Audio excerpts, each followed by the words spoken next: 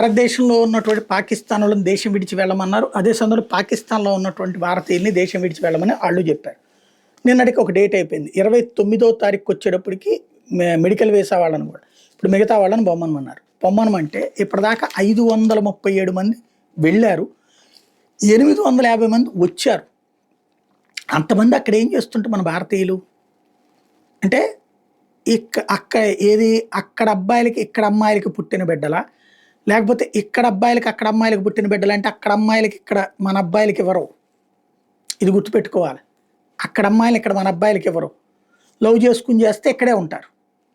Something చాలా పెద్దదే జరిగింది. గత 2, 3 రోజుల నుంచి మనకు కనబడుతున్నటువంటి విషయంలో అదే స్పష్టంగా ఉంది. నాటకాలు ఆడుతున్నటువంటి పరిస్థితి. ఇంతకాలం బయటికి రానియకుండా చూసుకొచ్చింది పాకిస్తాన్ అబ్బాయిలు ఇండియాలో ఉన్నటువంటి అమ్మాయిలను పెళ్లిళ్ళు చేసుకుని 7, 8 మంది పిల్లల్ని కన్నారు. అంటే ఒక 7, 8 మంది భవిష్యత్ ఉగ్రవాదులను తయారు చేసి పెట్టారు మన మధ్యలో.